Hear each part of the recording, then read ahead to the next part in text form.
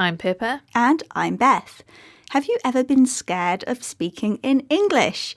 In this episode, we're talking about why speaking in a foreign language can be so stressful.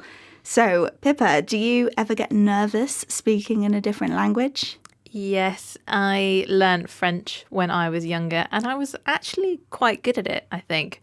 But I was really nervous when I was speaking French. How about you? Yeah, I've always felt like that with Spanish. I am scared to speak because I don't want to make mistakes, even though I know it's okay to make mistakes. Well, in this episode of 6 Minute English, we'll be hearing about how to feel less nervous when you speak English.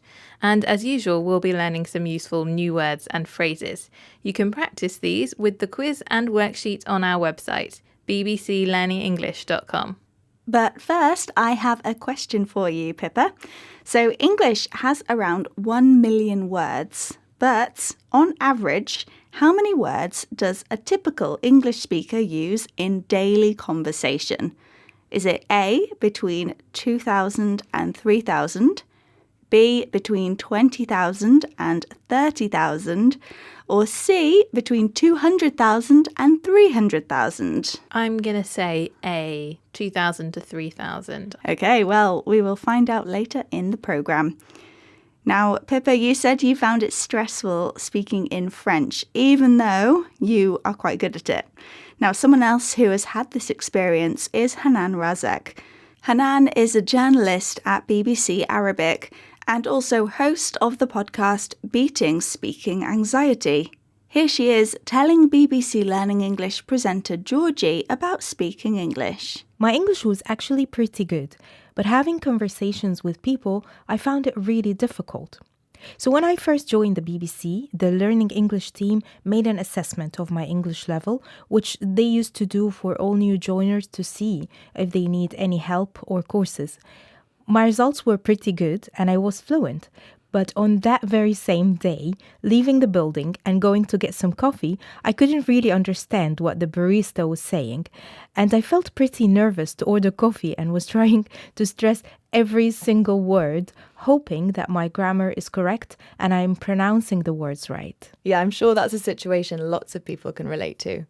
Hanan's results on her English assessment were pretty good, but she was still pretty nervous to speak in English, for example, when ordering a coffee in English. The modifier pretty means quite or a bit. Georgie says that Hanan's experience is something that lots of people can relate to. If you relate to a situation, you know what it feels like, usually because a similar thing has happened to you. So lots of people feel nervous speaking another language, even if they're good at it, like Hanan. We can call this speaking anxiety.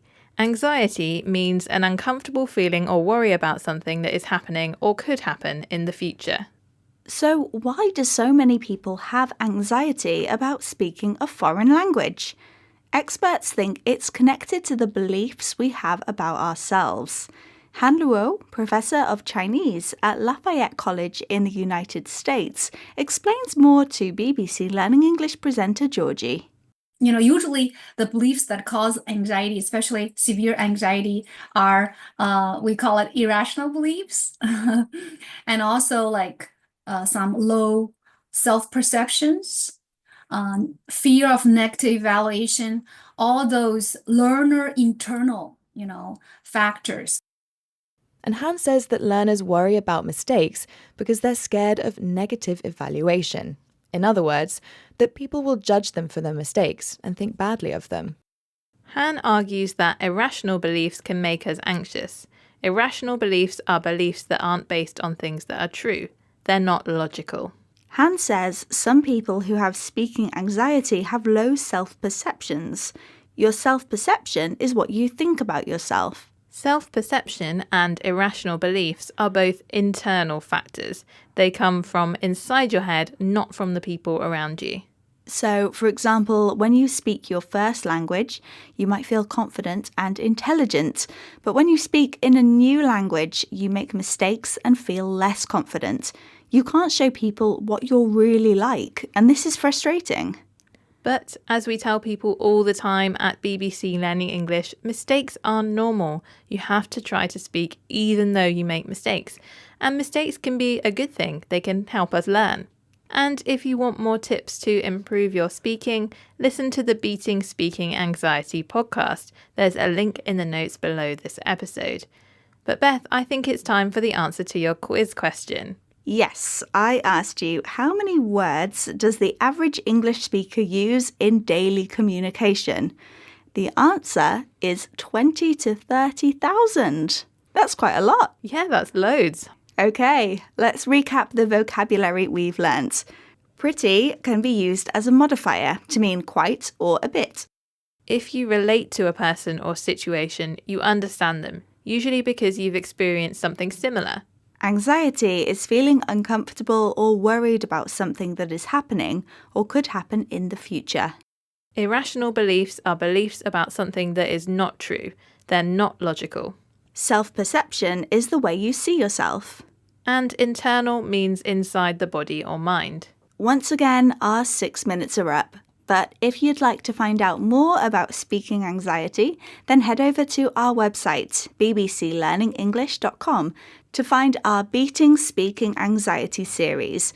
There are podcasts about the things we find scary when speaking a different language, and videos with tips to help you feel more confident with speaking.